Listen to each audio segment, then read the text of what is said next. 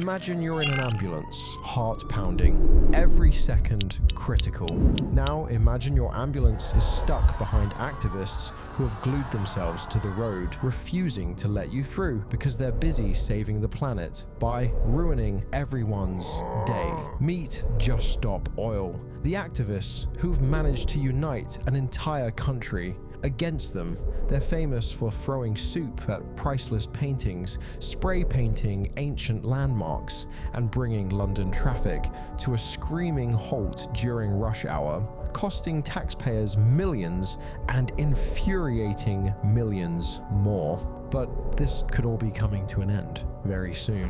But how did this group come to be? And why are they now throwing in the towel? Just Stop Oil made its name by bringing traffic to a standstill. From 2022 onward, they staged repeated roadblocks, often by physically sitting or gluing themselves to the tarmac to prevent traffic from moving. Morning commuters in London and other cities suddenly found highways transformed into parking lots. Angry drivers dragged protesters out of the way with their bare hands in sheer frustration. What are we paying our taxes for? You know, have our life inconvenienced by these idiots. This is wrong. Do your protest there, which don't inconvenience anyone. Right?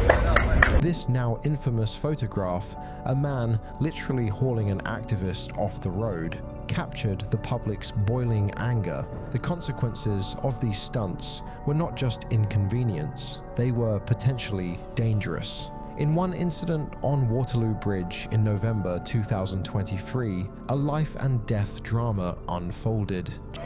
I'm doing this for my son. The government's inaction on climate change is a death sentence to us all. The United Nations have said we should have no new oil.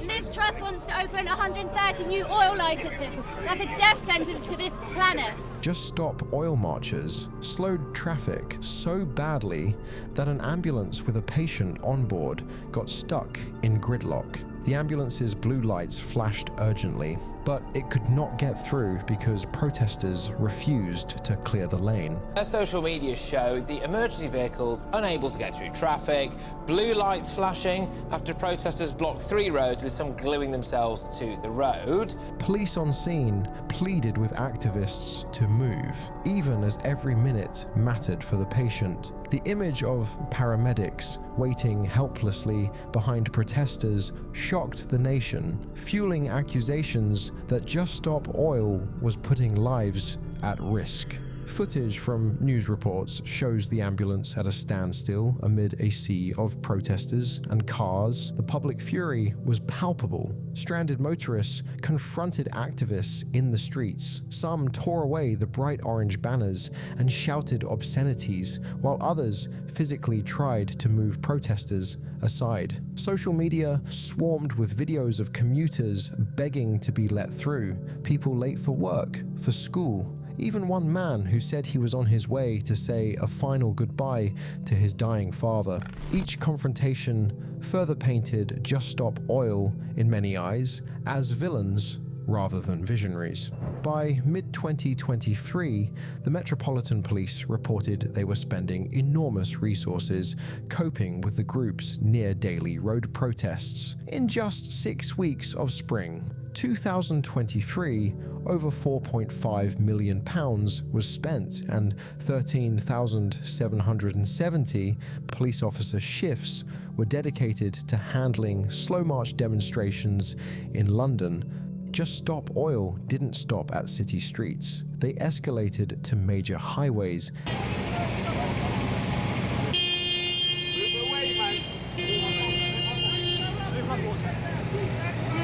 and infrastructure, upping the ante of disruption. In November 2022, the group launched an unprecedented 4-day blockade of the M25, the busy orbital motorway around Greater London.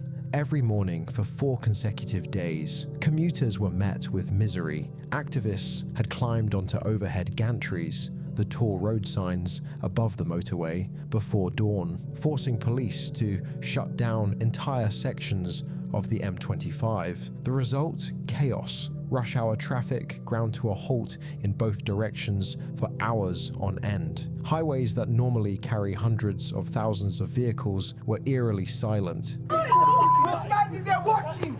Don't give a mate! Move out the way! You're standing there watching! Can't do that!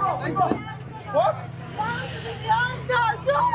The scale of disruption was staggering. Prosecutors later revealed that this single campaign caused more than 50,000 hours of vehicle delays and snarled up over 700,000 vehicles. The economic cost was estimated above £765,000 in lost productivity, not counting over £1.1 million spent on the massive police operation to remove protesters and reopen the road. Government officials slammed the protest as extreme and disproportionate disruption, accusing the activists of holding the public hostage to their demands. Even some who sympathize with climate action were appalled by the tactic. What if someone had needed urgent medical care, or if a crash had occurred in the immobilized traffic? The M25 siege, as tabloids dubbed it, became a turning point that prompted harsher legal responses. More on that later. Perhaps the most dramatic showdown came a month earlier, in October 2022, at the Queen Elizabeth II Bridge, which carries the Dartford crossing over the Thames. I'm balancing on top of a 160mm diameter lump of steel, 120 metres above the Thames. It was like the scariest thing I've ever done. Two climbers from Just Stop Oil scaled this towering suspension bridge's cables and camped high above, dangling over the busy shipping lane and highway. For 36 hours, police had to close the crucial Thames crossing entirely. The effect was gridlock across a large swath of southeast England. Tens of thousands of drivers were forced to divert or wait, causing traffic jams for over a day and a half. The spectacle was jaw-dropping. Images showed the pair of protesters huddled in hammocks near the bridge's peak, while miles of lorries and cars stood still below. When authorities finally coaxed them down, the response was swift and severe. The two men, including civil engineer Morgan Troland, were later sentenced to 2.5 and 3 years in prison for public nuisance. In court, a furious judge told them, "You have to be punished for the chaos you caused. You plainly believed you knew better than everyone else. In short, to hell with everyone else," underscoring how even the judiciary viewed their actions as reckless. Blocking roads was just one front in Just Stop Oil's campaign. They also took aim at symbols of culture and history, staging headline-grabbing stunts that many saw as outright vandalism. It's October 14th, 2022. Two young women in Just Stop Oil t-shirts calmly step over a rope barrier in front of Vincent van Gogh's Sunflowers painting. Before anyone realizes what's happening, they hurl the contents of 2 tomato soup cans directly at the 1888 masterpiece. The bright orange liquid splatters across the protective glass, covering the painting, dripping down the frame. Gasps echo through the gallery.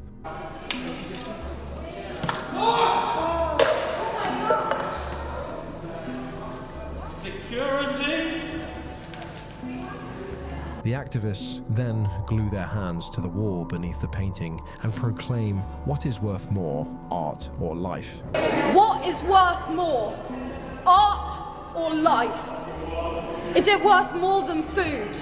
Worth more than justice? Are you more concerned about the protection of a painting or the protection of our planet and people? The cost of living crisis is part of the cost of oil crisis. Fuel is unaffordable to millions of cold, hungry families. They can't even afford to heat a tin of soup. a shocking tableau of protest in one of the world's most revered art museum. This audacious act, targeting an irreplaceable work of art, provoked worldwide condemnation. It became the top story on international news for days. Many who had never heard of Just Stop Oil certainly knew of them now, though not in a flattering light. Critics called it eco-vandalism. A surprising scene in London. Climate activists doused a Vincent van Gogh painting with soup to protest the continued extraction of fossil fuels. And stupidity, even prominent environmentalists distanced themselves. The National Gallery confirmed that while the painting itself was unharmed, the century-old ornate frame suffered about £10,000 in damage. British authorities did not take the stunt lightly. In July 2024, a court found the two protesters guilty of criminal damage. Their punishment was steep. Phoebe Plummer received a 2-year prison sentence, and Anna Holland got 20 months. A clear message that such attacks on cultural heritage would not be tolerated. The image of the two young women being led away in handcuffs from the courtroom stands in stark contrast to their idealism, underlining the heavy price they paid. But art museums remained in the crosshairs. Around the same time as the Van Gogh incident, Just Stop Oil activists glued themselves to John Constable's The Hay Wain, a famous 1821 landscape painting, and to other gallery exhibits. Each time, curators and art lovers alike voiced outrage. Were these activists defending the future, or just destroying our shared past? The group also struck at historical and scientific landmarks. In a dramatic January 2025 protest, two elderly campaigners, aged 66 and 77, walked into Westminster Abbey and calmly spray-painted a warning in giant orange letters across the stone slab of Charles Darwin's grave. The message read, 1.5 degrees Celsius is dead, referencing the critical global warming limit, and it was meant to symbolize the death of our climate goals. We've already passed through the 1.5 degree that was supposed to keep us safe. Millions are being displaced, California is on fire, and 3/4 of all wildlife has disappeared since the 1970s. While they used washable chalk-based paint, the act of defacing the resting place of Britain's greatest naturalist inside a church stunned the public. A video clip shows the women sitting by Darwin's grave with the bright orange graffiti as tourists look on in shock. Church officials thankfully reported no permanent damage was done and the paint was removed, but the symbolism of the desecration lingered. Darwin would be turning in his grave, one of the activists quipped during her arrest, a line many found more grotesque than funny. Even ancient monuments weren't off limits. In June 2024, visitors at Stonehenge, the 4,500-year-old stone circle, watched in horror as two Just Stop Oil protesters approached the prehistoric stones with fire extinguishers and sprayed a thick cloud of orange powder paint all over the iconic pillars. The neon orange dust blanketed parts of the monument, raising immediate fears that the coarse powder could damage the weathered stones or the delicate lichens that have grown there for centuries. English heritage conservationists rushed to assess the site and were able to clean the pigment off the rocks that day. But condemnation was swift and widespread. Desecrating a World Heritage Site proved a step too far for many. Even people sympathetic to environmental causes felt this was needlessly provocative. It's one thing to target modern infrastructure, they argued, but to risk harming an ancient monument treasured by millions was seen as a reckless affront to history. It belongs to everyone, doesn't it? This history. So to just come and plonk something down, I think it's just plain evil. It's just the wrong way to go about it. I know, like, it doesn't make me like attuned to their message. I'm not looking at their message and going, wow, that's really having an impact on me. It's doing the opposite. These cultural flashpoints, Van Gogh's sunflowers, Darwin's grave, Stonehenge, became infamous examples cited by critics who accused Just Stop Oil of hurting their own cause. The phrase "stop oil" became synonymous, in some minds, not with ending fossil fuels, but with throwing soup on paintings and paint on monuments. Each dramatic gesture ensured media attention, yes, but at the cost of alienating large swathes of the public. It didn't end with roads and museums. Just Stop Oil also interrupted sports events, theatre performances, and daily activities, arguing that no aspect of society should continue business as usual during a climate emergency. These high-profile disruptions were designed for maximum visibility, and they succeeded, though often at the expense of public goodwill. In July 2022, motorsport fans at the British Grand Prix, Silverstone, got more adrenaline than they bargained for, right after a red flag stopped the race on the opening lap. Due to a crash, a group of Just Stop Oil activists ran onto the live racetrack and sat down on the tarmac. Formula One cars were still on track.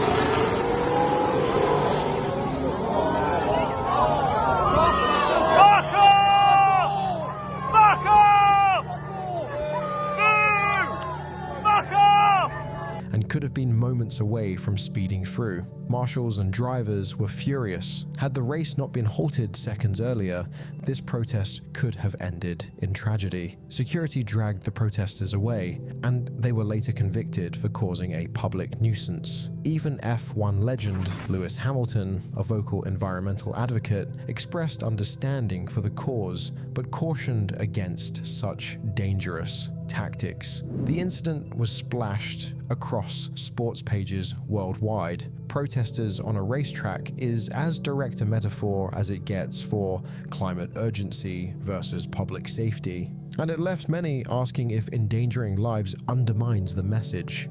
Snooker, typically a quiet sport, saw its World Championship disrupted in April 2023. And protests disrupted the World Snooker Championship at the Sheffield Crucible tonight. Two Just Stop Oil protesters invaded the arena just as the evening's session of first-round matches was getting underway. In a now famous clip, as players chalked their cues at Sheffield's Crucible Theatre, a man in a Just Stop Oil shirt suddenly leapt onto the snooker table mid-match and dumped a bag of fine orange powder all over the green baize. A plume of orange dust engulfed the arena. The stunned audience watched as referees and security scrambled to contain the mess. The match was suspended, and that table's play halted for over 24 hours for cleanup. Photos of the bright orange-covered snooker table became emblematic of the lengths the group would go, literally turning sports events into staging grounds for their cause. Broadcasters condemned the act. Even the players, while acknowledging climate change, lamented the destruction of a beautiful moment in sport. The protesters, once arrested, reportedly smiled for cameras, evidently satisfied with the worldwide coverage their stunt received. The protest playbook extended to theatres as well. In London's glittering West End, two activists stormed the stage during a performance of The Tempest at Theatre Royal in January, with Hollywood star Sigourney Weaver present in the car.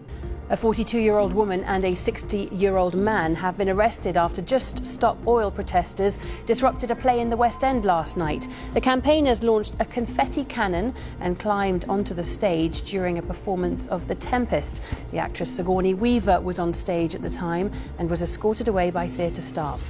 They set off handheld confetti cannons and unfurled a banner from the stage reading, "Over 1.5 degrees Celsius is a global shipwreck," a dramatic interruption to match the show's stormy theme.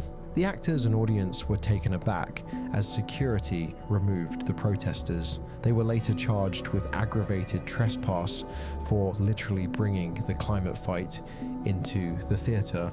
Over time, these incidents piled up. An activist tying himself to a goalpost during an English Premier League football match, protesters blocking the route of the iconic London Marathon, others throwing orange paint on the stage at a ballet. Each one brought a new wave of headlines and, invariably, a wave of public backlash. As Just Stop Oil's disruptions intensified, so did the backlash. Public tolerance for these tactics reached a breaking point. You all use fuel in some way or another. How do you think you got your iPhones? How do you think you get your avocado? How do you think you get sourdough bread? You all use fuel in some way or another. This is ridiculous. Get out of the way.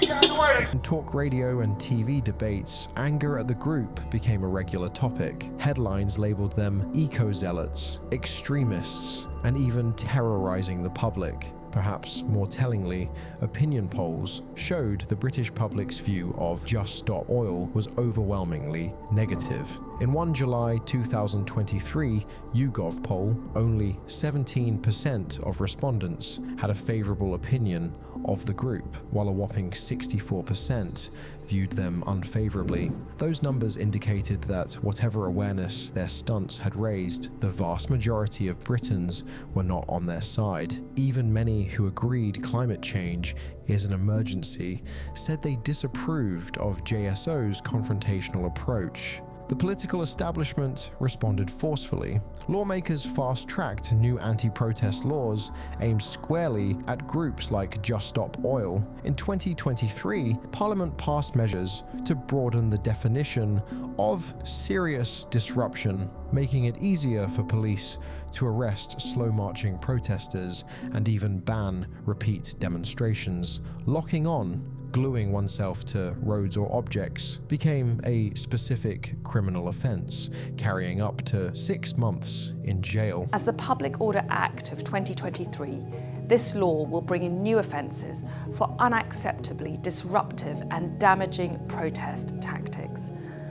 The right to protest is fundamental to our democracy, but this doesn't extend to locking yourself onto motorway gantries, gluing yourself onto historic buildings, or digging dangerous tunnels. Home Secretary Suella Braverman and other ministers openly blasted JSO, accusing them of guerrilla tactics and vowing to stop the selfish minority from ruining ordinary people's lives. By mid-2023, London's Metropolitan Police took a more aggressive stance, swiftly dragging slow marchers out of the road after just a few minutes of disruption, a move cheered by many frustrated commuters in viral videos. The crackdown was not just legal, but also judicial. Can you get away from my suspect, please? Thank you very much. Sorry. On what grounds are you saying that, sir? I'm just saying, this woman's under arrest, okay? You're going to be obstructing the arrest, and you're going to be obstructing...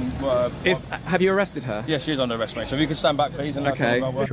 Courts began handing out remarkably stiff sentences to convicted Just Stop Oil activists, marking a shift from leniency to making examples of them. In a landmark case in July 2024, 5 JSO members, including co-founder Roger Hallam, were convicted of conspiracy to cause a public nuisance for the M25 gantry protests. The judge's remarks were scathing. He described an unprecedented level of deliberate disruption and said the defendants had crossed the line from concerned campaigner to fanatic. His verdict: Hallam received 5 years in prison and the other 4 activists 4 years each, the longest sentences ever imposed in Britain for non-violent climate protest. Outside the courthouse that day, even some supporters of the cause looked shaken by the severity of the punishment. They thought that the sentences were too harsh. They have come out today and they've done a statement saying that they plan to continue their disruptive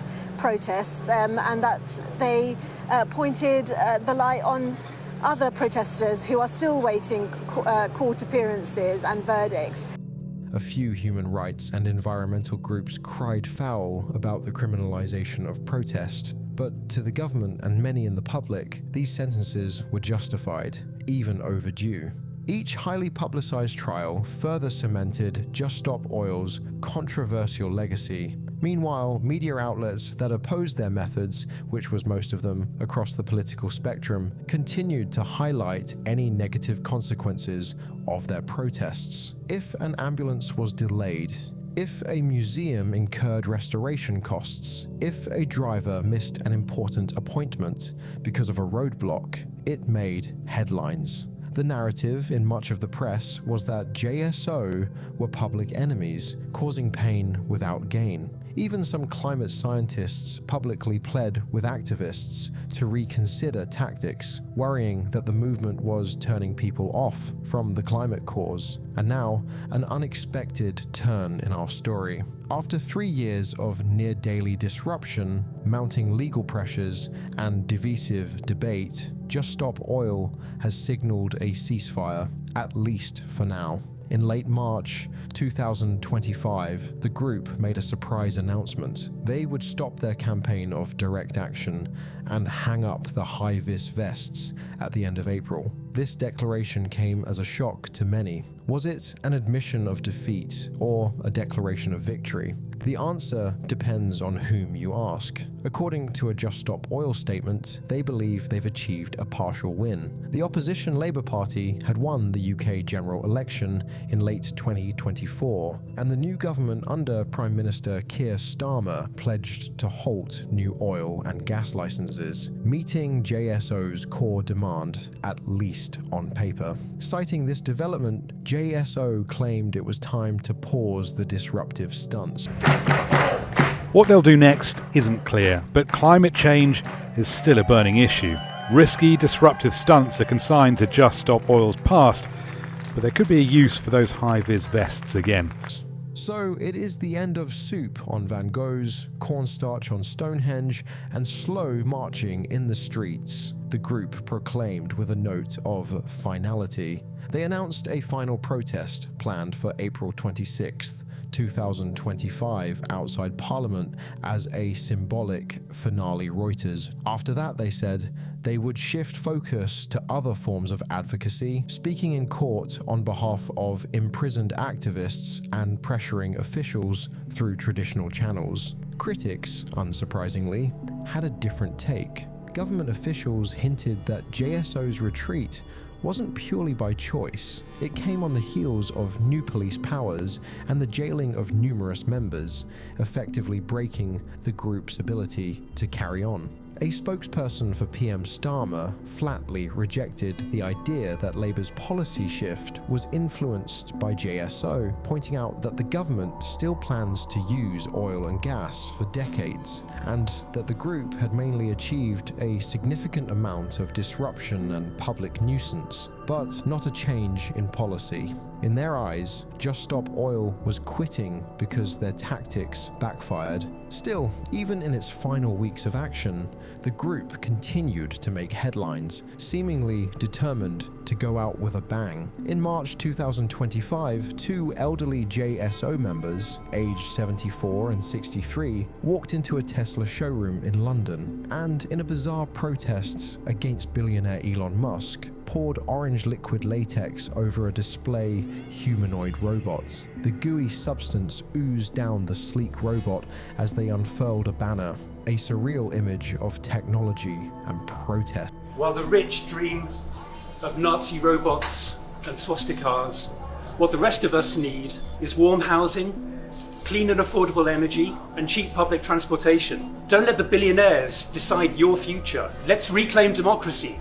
They accused Musk of jeopardizing climate science and supporting the wrong politics. The stunt had the elements of a typical JSO action: disruptive, the store had to close; visually striking, bright orange on a robot; and polarizing. Some found it absurd, others alarming. In the end, Just Stop Oil has pressed pause, claiming victory as the UK edges toward curbing fossil fuels. Other groups around the world are watching and learning from their rise and fall. Will future activists take a different path, or double down on disruption, only time will tell. For now, the orange-clad protesters have left the stage, and a contentious chapter in environmental activism finally comes to a close.